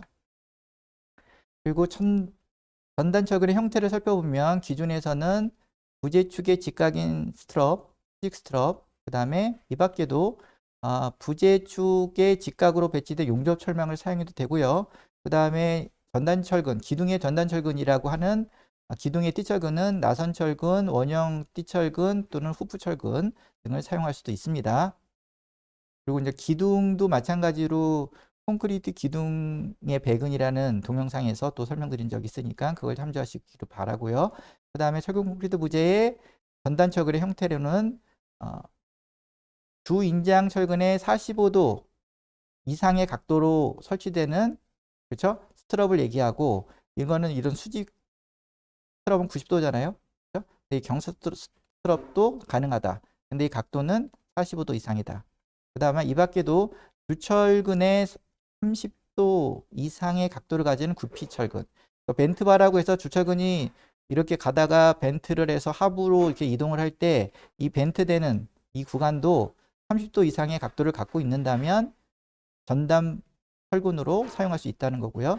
그 다음에 스트럽과 굽힌 철근의 조합을 사용할 수 있다는 게 기존에 나와 있습니다. 그 다음에 전단 철근의 설계 메커니즘을 살펴보면 아래 그림을 살펴보면 균열이 이렇게 발생했다고 칠 때 이 균열의 각도를 베타라고 하고, 그리고 경사 스트럽을 사용했다. 이 경사 스트럽의 각도를 알파라고 할 때 이거를 오른쪽에 그림과 같이 도식을 해보면 여기 A라는 균열 길이, 그렇죠? 이게 베타에 따라서 균열이 발생을 했으니까 길이라고 할 때 그리고 경사 스트럽의 각도가 알파라고 했죠. 그래서 알파가 이렇게 연장이 될 때 그 밑변, 이 삼각형의 밑변은 이 편은 그 NS가 됩니다. S는 경사 스트럽의 간격이 되고요. 여기 경사 스트럽의 간격이 있죠. 간격의 개수, 경사 스트럽 균열에 거치는 경사 스트럽의 간격, 개수가 되고 N은 개수가 되고 S는 간격이 됩니다. 그리고 유효 뒷값만큼 균열의 높이가 형성된다고 할 때 다음과 같은 수식이 전개됩니다. 한번 읽어보면 스트럽에 의한 전단 저항을 계산하기 위하여 아래 그림과 같이 부재 길이 방향에 대한 스트럽의 경사 각도를 알파라고 하고, 스트럽의 알파라고 했다 그랬죠. 균열의 경사 각을 벡터라고 할 때 여기 보면 균열에 걸쳐져 있는 스트럽의 수 n이라고 할 때 이 ns는 어떻게 계산하냐? 이 도식화된 그림을 기준으로 보면 삼각형의 여기서 높이가 알파 a 사인 베타가 되죠. 여기 직각삼각형의 밑변에 해당되는 a니까 균열의 길이 a 사인 베타가 됩니다. 그러면 그 ns 값을 알 수가 있죠. n은 경사 스트럽의 개수, 이거는 간격. ns는 어떻게 되죠? a 사인 베타 대 요거 사인 베타 대 요 삼각형에서의 밑변, 그리고 오른쪽 삼각형의 밑변이니까 코탄젠트 알파, 그 다음에 코탄젠트 베타가 되죠. 근데 여기서 사인 베타는 A분의 D가 되잖아요. A분의 D. 높이가 D니까. 그러니까 요거를 여기다 집어넣으면 D는 가로 열고 코탄젠트 알파 플러스 코탄젠트 베타가 됩니다. 그렇죠? 이렇게 돼요. 그럼 여기서 n을 납두고 s를 이쪽으로 넘기면 요 수식이 상승이 되죠. 그리고 또한 스트럽의 항복에 의해서 전단 파괴가 생기는 것으로 가정하면 한 개의 스트럽이 발휘할 수 있는 힘은 AVFYT가 되죠. 그렇죠? AVFYT가 될 겁니다. 그렇죠? 그리고 균열에 걸쳐 있는 N개의 스트럽에 대한 저항의 수직 성분 VS가 되죠. 그렇죠? 그래서 VS를 구하면 VS는 여기 한 개의 정스트럽이 견디는 수직 성분의 AVFYT의 수직 성분 사인 알파. 그렇죠? 여기 요거 사인 알파가 되죠. 사인 알파의 n개의 AV를 곱하면 AVS가 됩니다. 그래서 위에서 구한 n을 여기다가 대입을 시켜서 VS로 풀게 되면 결국 VS 값은 다음과 같은 수식이 되죠. 다음과 같은 수식이 되고요. 한번 살펴보세요. 수식이 되고 그리고 구조 기준에서는 아까 사인장 균열을 45도로 근사화시킨다 그랬죠. 그렇기 때문에 경사각을 베타로 만들고 그리고 수직으로 배치된 스트럽, 수직 스트럽 같은 경우는 알파를 90도로 놓으면 되잖아요. 그럼 이 식에다가 집어넣으면 결국 수직 스트럽 같은 경우에는 견디는 VS가 전단 철근 견디는 공칭 전단 강도 VS가 S분의 AVFYTD가 됩니다. 이런 공식이 형성이 되고 이런 공식은 또 그렇게 뭐 외울 필요도 없죠. 왜냐하면 AVFYT는 한 가닥의 수직 스트럽이 견디는 힘이고 그리고 거기다 개수를 곱하는데 개수가 바로 S분의 D가 되는 거죠. 45도니까 그래서 아까 설명드린 적이 있죠. 이렇게 수식이 되고요. 그리고 경사 스트럽이라고 한다면 경사 스트럽은 마찬가지로 균열각 베타를 얼마로 넣었죠? 45도로 놓고 그렇죠? 근사화 시켜서 수식에 집어넣으면 되죠. 그래서 여기다가 45도로 베타를 이꼴로 45도로 되면 이게 1이고 그래서 이걸 풀면 이런 식이 됩니다. 그래서 위에 수직 스트럽의 VS 값에다가 얘 붙죠. 뭐가 가로 열고 사인 알파 플러스 사인 알파가 붙습니다. 그렇죠? 그래서 이런 수식들은 어떻게 보면 실제 부재의 전단 균열각 베타는 콘크리트 강도, 그 다음에 전단 경감 및 유효 깊이의 B, B분의 A, 그 다음에 전단 철근의 종류 등에 따라 달라지죠, 사실은. 그렇죠? 달라지지만 설계상의 편의를 위해서 경사각 베타를 45도로 일괄 적용해서 근사화시킴으로써 설계상의 편의를 위해서 가능한 거라는 거 한번 생각해 볼 필요가 있습니다. 그리고 기준에서는 최소 전단 철근에 대한 기준이 있습니다. 그러니까 최소한 전단 철근은 이만큼 넣어야 된다라는 기준이 있는데 앞에서도 살펴봤죠. ACI 그렇죠? A에서 살펴봤지만 이 취지는 뭐냐면 전단 철근이 없는 보는 예를 들어 전단 철근을 안 넣었다. 그러면 균열이 발생하지 않는 아까 콘크리트 단면에 잔여 콘크리트 부분의 전단 저항력 있죠. VCC 그리고 골재의 맞물림 작용 중에서 수직 불력 VAY라고 했나요? 거기다가 인장철근의 장부 효과로 인한 VD 이런 것들이 모두 작게 발현될 수 있습니다. 작게 발현해서 어떻게 보면 이론적으로는 이게 충분히 견딜 수 있다고 보는데 뜻밖의 갑작스럽게 예상치도 못하는 시성 파괴가 나타날 수가 있어요. 그렇죠? 왜냐하면 콘크리트라는 것은 사실 엄밀히 말하면 비균질 재료잖아요. 그래서 어느 부분에 약점이 있는지 모르고 그다음에 균열이 처음 발생을 하면 초기 균열을 통해서 균열이 점점점 그 부분이 약점이 돼서 진전돼서 결국에는 파괴로까지 발생하는 원인을 제공할 수도 있거든요. 그러니까 균열의 그 형태라든지 각도라든지 이런 것들을 정밀하게 계산할 수 없는 게 또 철근 콘크리트입니다. 그렇기 때문에 기준에서는 최소한 이 정도의 전단철근을 넣어라 라고 제시를 하고 있는 거죠. 그래서 보면 콘크리트 부재의 경우 배수 전단력 VU가 콘크리트에 의한 설계 전단 강도 파이VC의 2분의 1을 초과하거나, 그 다음에 강도 요구 조건에 의해서 아까 얘기했죠.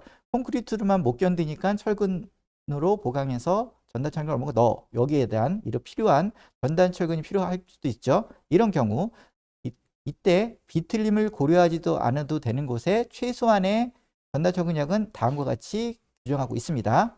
그렇죠? ACI도 똑같이 규정하고 있다 그랬죠. ACI는 0.062라고 해서 5가 빠진 것 뿐이고요. 똑같습니다.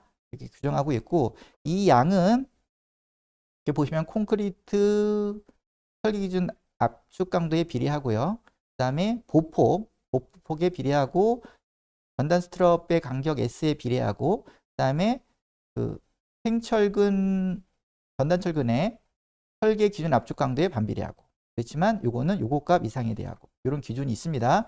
요거는 요 ACI 표밀파이 19랑 같다 이렇게 보면 되고요.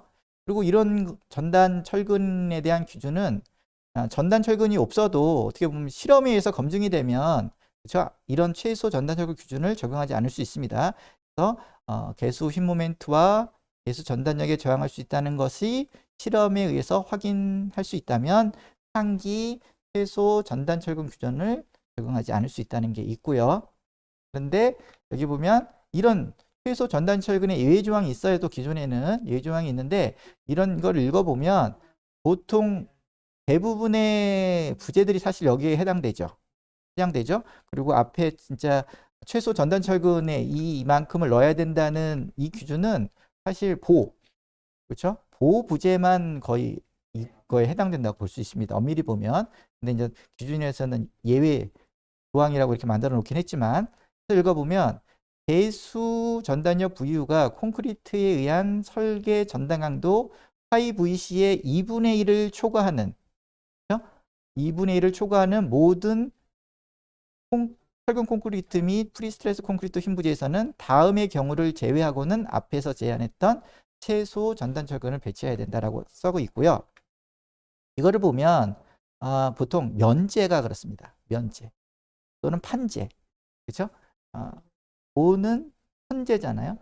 현재고 보의 측면에서 보면 4인장 균 같은 게 보이죠? 보입니다. 그래서 그 전단에 취약할 수가 있죠.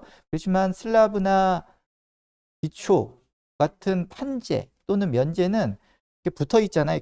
편이잖아요. 그러니까 이게 하중에 재분배가 일어나고 그 내부 저항 응력도 재분배가 일어납니다. 그렇기 때문에 쉽게 전단 파괴가 잘 일어나지 않아요. 주로 휨 파괴가 일어납니다. 그렇기 때문에 기준에서는 이런 것들은 앞에서 말했던 최소한의 전단 철근량을 안 넣어도 된다라고 예외 조항을 하고 있는 겁니다.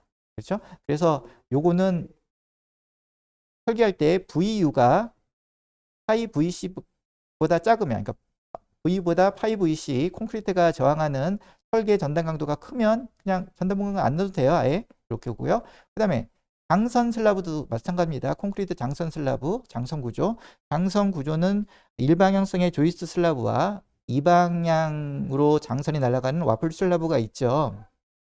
이건 어떻게 보면 일종의 슬라브에서도 밑에 스티프너 같이 이렇게 더 보강돼 있는 거잖아요. 그렇기 때문에 이거는 또 구조적 효율이 좋다고 해서 구조 기준에서는 VU보다 파이 VC를 10%를 더 곱한 1.1을 곱한 값이 크면 이거는 별도의 전단 보강도 할 수가 없고, 그렇죠?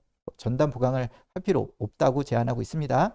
그리고 물론 앞에서 말했던 최소 전단 철근도 넣을 필요도 없고, 그렇죠? 그리고 보통 납작한 보들이 또 그렇죠. 그렇죠? 납작한 보들이 그렇습니다. 읽어보면 전체 깊이가 250mm 이하이거나 아이보 T형보에서 그 깊이가 프렌지 두께 2.5배 또는 복부폭의 2분의 1 중 큰 값 이하인 보. 그 다음에 교대 벽체 및 날개벽, 옹벽의 벽체, 암거 등과 같이 휨이 주거동인 판부재라 그랬죠. 면제. 그 다음에 순 단면의 깊이가 315mm를 초과하지 않는 납작한 속빈 부재에 작용하는 수직 전단력이 다음과 같이 초과하지 않는 경우, 약한 경우.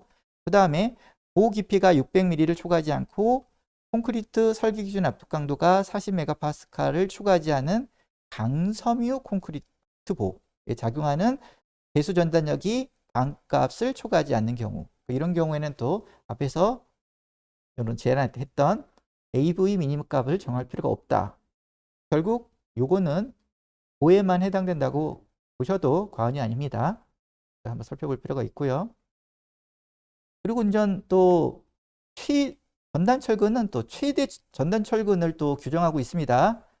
현행 기준이 파란색으로 보이는 거예요. 그래서 콘크리트 구조 설계 현행 KDS 14 2021년에 개정이 됐죠. 예전에는 얼마인데? 예전에는 2012년에 개정되었던 전단 철근의 최대 맥시멈 값이 3분의 2 람다 루트 FCK BWD였습니다. 요건 아까 요런 수식, 그러니까 이거보다 전단 철근이 들어가야 될 전단 철근의 양이 커지면 그때는 전단 철근을 더 이상 넣지 말고 보의 단면을 키워라. 보폭을 키우거나 보 뎁스를 키워라. 이런 규정이 있거든요. 근데 이게 2021년에 개정이 돼서 요런 좀 더 복잡한 식으로 개정이 됐어요. 복잡한 식으로 개정이 됐는데 그래서 지금 현행 기준도 그렇게 되고 있습니다. 근데 이게 또 언젠가 도 바뀌겠죠.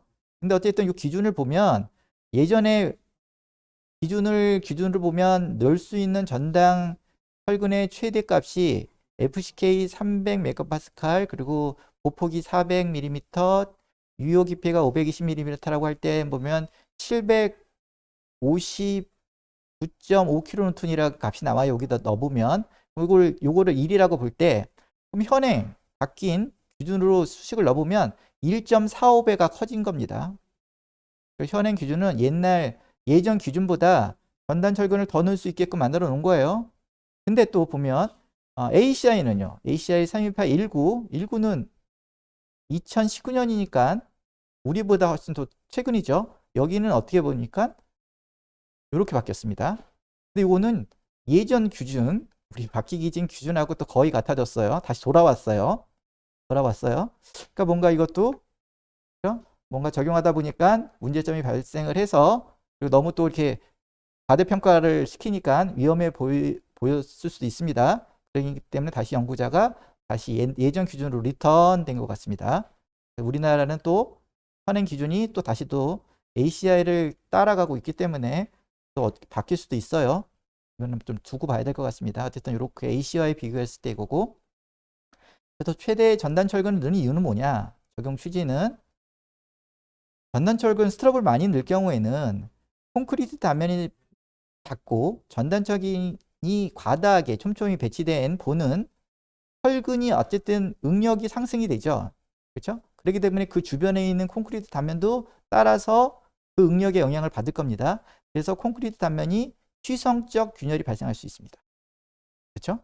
그리고 스트럽이 너무 촘촘히 배근되어 있으면 콘크리트 서밋이 시공성이 저하가 될 수가 있죠. 그러니까 이들을 방지하고 그 다음에 철근 콘크리트 휨 설계에서도 휨 설계 개념이 연성 설계를 위한 거잖아요. 그래서 과소배건 언더 레인포스 섹션을 만들잖아요. 그렇죠? 연성 설계를 위해서 이와 마찬가지로 전단 보강근을 그렇죠? 적당히 과소배건을 해서 이것도 마찬가지로 연성 파괴를 유도하는 의미도 있다고 볼 수가 있습니다. 살펴보고요. 그리고 우리가 많이 쓰는 수직 전단 철근의 간격 제한이 있어요. 이거는 주목해서 보실 것이 VU가 파이 VC보다 큰 경우입니다. 그러니까 콘크리트가 일단은 저항을 하는데 한계가 있어서 콘크리트 저항 능력보다 VU가 커. 이럴 경우의 문제입니다. 이럴 경우에는 기준을 보면 분석해 보면 부재축에 직각으로 배치되는 전단 철근의 간격 S는 철근 콘크리트 부재일 경우에는 유효춤의 반 2분의 D 이하, 그 다음에 600mm 이하로 해야 된다고 나오고 있습니다. 그 중에서 작은 값. 그렇죠? 요거는 결국 VU가 파이 VC보다 큰 경우를 얘기하는 겁니다. 그리고 한 발 더 나가서 VU가 더 힘을 많이 받아. 그렇죠? VU가. 그러니까 예를 들어서 VS가 람다 루트 FCK 나누기 3 그리고 BWT. 그러니까 약 2VC 정도의 그렇죠? 힘을 더 많이 받아. 이걸 초과하게 되면 결국 VU가 약 3배의 5VC보다 작은 경우죠. 이런 경우에는 지금 위에서 제시한 2분의 D 또는 600ml보다 더 반으로 감소해서 배근을 하겠다. 그렇죠? 상기 1, 2에 여기 규정된 최대 간격의 절반으로 감소시켜야 된다. 그래서 이럴 경우에는 수직 전단철근의 간격은 유효침의 4분의 1 또는 300mm 둘 중에서 작은 값 이하로 감도록 하고 있습니다. 이거는 그 ACI 31819 최근 기준이죠. 이를 살펴볼 때도 같은 논리입니다. 그래서 이렇게 기준이 되어 있는데 이것도 예를 들어서 ACI 31819에서는 VS가 요거보다 작을 경우에는 그렇죠? 수직 간격을 2분의 D 또는 600mm 이하 중 작은 값으로 하는데 요게 결국은 요거랑 같은 의미예요. 생각해 보시면. 그리고 또 ACI 328에서는 또 마찬가지로 VS가 여기 VS가 유경우입니다. 유경우 경우는 마찬가지로 위의 경우보다 반으로 절감해서 4분의 D만큼 또는 300mm 중에서 작은 값을 감으라라는 똑같이 취지로 ACI에도 지금 규정하고 있습니다. 그리고 이 밖에도 특별한 조사 연구에 의해 설계할 때는 이 기준을 적용하지 않을 수 있고요. 다만 성능 실험을 통한 조사 연구에 의해 설계할 때는 재료의 강도의 변동성과 구조물의 저항 성능의 변동성을 고려하여 설계 기준의 설계 근거를 명시해야 된다고 규제에서는 얘기하고 있습니다. 이걸 정리해 본 겁니다. 그래서 이제 개수 전단력, 어떤 해당 단면의 개수 전단력 VU가 어느 크기냐에 따라서 어느 크기의 범위냐에 따라서 전단 철근 간격 S가 결정될 수도 있습니다. 그래서 보면 VU가 5VC의 2분의 1보다 작을 경우에는 이럴 때는 보아 같은 경우에도 전단 철근이 불필요합니다. 전단 철근을 배근하지 않아도 되는 거예요. 그리고 이 경우에는 최소 전단 철근의 예외 조항에서도 그렇죠? 해당되는 거고. 그렇죠? 그런데 여기 보면 VU가 2분의 1 파이VC보다 큰데 파이VC보다는 작아. 그러면 그렇죠? 그 아까 최소 전단 철근량을 넣어야 되는 거죠. 그래서 그 최소 전단 철근량 대신에 이제 S로 해서 식을 구해 보면 결국 이런 식이 형성이 되는 거죠. 그래서 이거는 최소 전단 철근량 AV 미니맵을 적용해야 되는 겁니다. 그렇죠? 그런데 이번에는 좀 더 커졌어요. VU가. 그래서 VU가 이번에는 콘크리트가 받을 수 있는 한도를 넘어선 하이 VC보다 크고 그리고 어떤 요 수준 안에 들어오면 그러면 요 수준이 결국 뭐냐면 모두 일반식 있죠. 콘크리트가 견디는 전단 강도 일반식을 쓸 경우에는 아까 6분의 1 람다 루트 FCK BWT 이거요. 이거를 적용하면 거의 3 하이 VC 정도 됩니다. 그렇죠? 이걸 쓸 경우에는 그 이하가 되면 그때부터 그 필요한 만큼의 전단 철근량의 간격을 이하로 넣어야 되고 요 수식이 이렇게 되죠. 이렇게 되는데 뒤에서 살펴보겠습니다. 예제를 통해서. 그런데 간격 제한도 600mm 이하거나 2분의 D 이하 중에서 작은 값으로 써야 한다. 그래서 간격 제한값 중에서 가장 작은 값의 전단 철근의 간격으로 해야 된다는 게 있습니다. 그렇죠? 그런데 또 이보다도 더 VU가 더 커. 그렇죠? 더 큰데 여기 좀 전에 살펴본 최대 전단 철근량보다는 작아. 그렇죠? 이럴 경우에는 요구되는 간격 이하로 그렇죠? 수식에 필요한 전단 철근량을 만족을 시켜야 되고 그 간격 또한 위에서의 간격의 반 300mm 이하 또는 4분의 D 이하로 그렇죠? 더 촘촘히 감겨줘야 됩니다. 그렇죠? 그런데 이보다 더 커. VU가 그렇죠? 최대 넣을 수 있는 전단 철근량보다 커. 전단력보다 커. 그러면 이때는 단면을 키워야 되죠. 그렇죠? 보의 폭이나 뎁스를 키워서 그렇죠? 해야 됩니다. 그래서 이렇게 정리를 할 필요가 있는데, 그래서 주의하실 거는 한번 생각해 보실 거는 두 번째 경우입니다. 이 경우 그렇죠? 2분의 1 파이 VC보다 VU가 크고 그 대신 파이 VC보다 작은 경우, 이런 경우에는 많은 책들이 요 밑에 칸에 요거 600mm 이하 또는 2분의 D 이하를 적용하도록 이렇게 쓴 책들이 많습니다. 콘크리트 구조 설계 책들 중에는. 그리고 대부분이라고 제가 봐도 될 것 같아요. 제가 본 책에는 다 이렇게 써 있으니까. 그리고 하물며 콘크리트 학회에서 나오는 예제집에서도 또 이렇게 써 있습니다. 요 기준이 이렇게 적용하라고. 근데 이거는 조금 오류가 있는 것 같습니다. 이게 앞에도 살펴봤듯이 ACI도 명확히 요럴 때만 요걸 적용하라고 했지. 그렇죠? 요럴 때만 적용하라고 했지. 이렇게 요런 경우에서까지 적용하라는 요 간격 제한을 쓰라는 말은 없습니다. 없죠? 그리고 취지를 쭉 읽어 볼 때도, 구조 기준을 읽어 볼 때도 요거는 요런 경우에는 밑에 600mm나 2분의 D의 간격 제한을 쓸 필요 없다고 저는 판단합니다.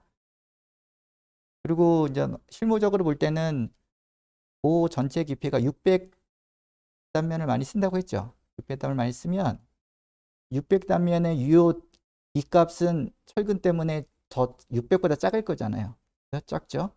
그러면 중앙부, 등분포 하중이 걸리는 중앙부를 기준으로 보면 실무적으로 300 간격을 많이 씁니다. 300 간격을 많이 쓰는데, 예를 들어서 요런 경우에 이 적용을 600 이하 2분의 D를 적용한다 그런다면 300 제한이 문제가 생길 수가 있습니다. 300을 쓰면 안 되고 250을 쓰거나 그래야 되겠죠. 근데 이제 이런 문제들이 발생을 해서 할 수 있습니다. 근데 이제 그런 것들이 왜 발생을 하고 왜 이런 것들이 이슈화가 되는지를 살펴봤더니 이런 책들에서 학회책조차도 이런 규정을 만족하도록 문구를 해석하다 보니까 이런 문제가 발생한 것 같습니다. 그러니까 무슨 이런 필요한 전단 철근 양과 상관없이 그냥 2분의 D라는 그 제한값 때문에, 철근의 제한값 때문에 그냥 하는, 그렇죠? 전단 철근이 들어가는 상황이 현재 발생할 수도 있다는 거죠. 예를 들어서 요 구간에서 요런 철근 간격 제한을 만족시키려면, 그렇죠? 그래서 좀 문제가 있고, 그래서 요거는 뭐 좀 한번 살펴보셔야 될 것 같습니다. 근데 이게 옛날 책부터 해서 철근 콘크리트 책들이 이런 오류들이 계속 넘어온 것 같아요. 내모은 것 같고, 어느 누구도 잘 생각하게 쳐다보지 않고 또 기준도 굉장히 보수적으로 쳐다보는 거죠. 보수적으로 쳐다보고 오는 바람에 그런 문제가 발생을 하고 있고, 그러면 지금은 현재 실무에서 하고 있는 그 많은 엔지니어들과는 또 차이가 있고, 그리고 예전에 허용도 설계법 기준을 또 살펴봤더니 옛날에 이제 허용도 설법 기준에서도 요런 세 번째 요 경우와 요 경우에 대한 제한값이 있어요. 근데 여기 이 부분에 대한 제한값은 최근에 수직강의 제한값 없습니다. 다만 옛날 허용 설계법에서도 이 경우와 불필요한 경우나 이 경우에 해당될 경우에도 스트럽이 배근당할 경우에는 제한은 있었어요. 최대 간격을 얼마나? 유효춤의 4분의 3 이하 또는 450mm 이하라는 제한값이 있었어요. 그렇죠? 그러니까 이런 취지를 보고 허용도 설계법이나 를 찾다 볼 때나, 그 다음에 여기 ACI를 볼 때나, 그죠? 요 두 번째 칸, 요 범위 안에서는 최소 전단 철근량에 대한 적용만 하면 되지, 이런 간격 제한은 할 필요가 없다는 거, 저는 그렇게 생각합니다. 한번 여러분들도 한번 생각해 보시고, 그리고 다음 또 뭐 학회 예제집이나 뭔가 이제 개정이 될 때 좀 반영됐으면 좋겠습니다. 이번에는 마지막으로 철근 콘크리트 보의 전단 설계를 한번 간단히 해보겠습니다. 지금까지 배웠던 기준으로. 그러면 일단은 어떤 해당 단면에 계수 전단력 부유가 있겠죠. 위험 단면이든 전부 받침부의 위험 단면이든 중앙부든 3분의 1이든 4분의 1 구간이든 스판의 어느 부분에 그거를 이 부유값이 콘크리트만 갖고 있는 전단 강도 파이 VC가 견디느냐를 살펴보면 되죠. 이거는 일반식과 정밀식이 있다고 했죠. 둘 중에 하나를 선택해서 계산해 보면 됩니다. 그래서 그 계산한 파이 VC보다 부유가 크면 보강을 해야 되겠죠. 얼만큼 보강해야 되는데 파이 VS만큼. 그러니까 파이 VS는 파이 V에서 위에서 구한 일반식이나 정밀식에서 구한 파이 VS를 빼면 파이 VS를 구할 수 있죠. 그러면 이 간격은 이 수식이 되죠. S는 그렇죠? 파이 VS를 밑으로 내리고 위에 파이 강도 감소속 0.7로 AV 즉 2가닥이든 3가닥이든 4가닥이든 수직 스트럽의 수직 부분에 해당되는 가닥수 곱하기 직경에 따른 한 개의 철근양 단면적 곱하기 FYT죠. 이거 YT. 이거는 뭐죠? 전단 철근의 항복 강도 B 유효 깊이. 이렇게 하면 S가 나옵니다. 그러면 S가 나와서 결정을 하는데 마지막으로 전단 철근의 보강 범위 및 간격을 체크하면 되죠. 간격은 범위에 따라서 그렇죠? 이런 범위에 따라서 체크를 하면 되죠.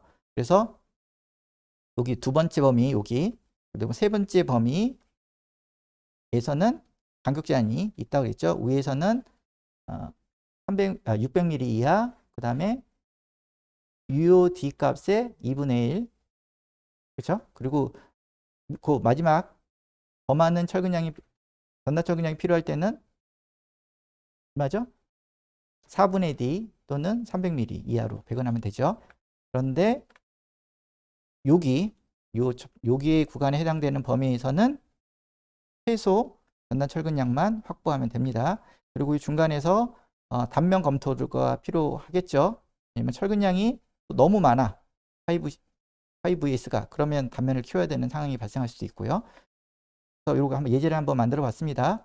간단히 보폭을 400mm, 보의 유효 깊이를 520mm, 트러블 SD400에 10mm 이걸 하나의 단면적을 71.3mm 제곱이라고 하고요.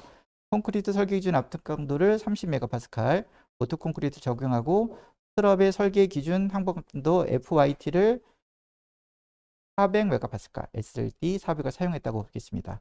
그러면 그때 해당 단면의 최대 계수 전단력이 270kN이라고 할 때, 그럼 일단 5VC 콘크리트만 갖고 견딜 수 있는지를 보기 위해서 5VC를 계산해 봐야겠죠. 5VC는 파이 0.75 강도 감소 계수 곱하기 6분의 1 그렇죠? 람다는 1 루트 FK 30 보폭 BW 400 D는 520 그거를 킬로뉴턴으로 환산하면 10의 마이너스 3승을 곱하면 142.4kN이 되죠. 그렇죠? 그러면 이게 VU가 5VC보다 크구나. 그러면 보강을 해야 되겠네. 그럼 5VS는 VU에서 5VC를 빼면 되죠. 270에서 142.4를 빼면 전단 철근이 견뎌야 되는 힘은 127.6kN이 됩니다. 그렇죠? 그러면 간격을 구하면 되죠. 간격을 구하면 이 공식에 의해서 앞에서 구한 5VS를 분모로 놓고 위에 파이 대신에 0.75 AV를 구하는데 AV는 10mm 철근을 쓰기로 했죠. 그런데 U형 스트럽을 쓴다고 보면 수직이 두 부분이잖아요. 그럼 두 가닥. 2 곱하기 10mm 철근의 하나의 단면적 71.3을 곱하고 거기다가 전단 철근의 항복 강도 400MPa 쓰고 그 다음에 D가 520이라고 줘졌죠. 거기다가 킬로뉴턴으로 환산하기 위해서 10의 마이너스 3승을 곱하면 되죠? 174mm가 나옵니다. 그래서 이거보다 적게 배근을 해야 되겠죠? 그렇기 때문에 두 가닥에 유형 스트롭 하나 쓴다고 보고 10mm를 간격 얼마? 150 간격으로 그보다 작은 값으로 감으면 된다. 이렇게 해서 설계를 하면 됩니다. 그래서 요또 간격은 150이라는 간격은 이런 범위 내에서 살펴보시면 다 들어오죠. 다 들어옵니다. 그래서 전단 철근의 간격 제한에 검토를 해보면 다 만족을 할 거고, 그 다음에 당연히 그 사이즈, 보의 단면도 검토를 하면 들어옴을 알 수가 있습니다. 예, 오늘은 여기까지 하도록 하겠습니다. 예, 다음 시간에 뵙도록 하겠습니다. 예, 감사합니다.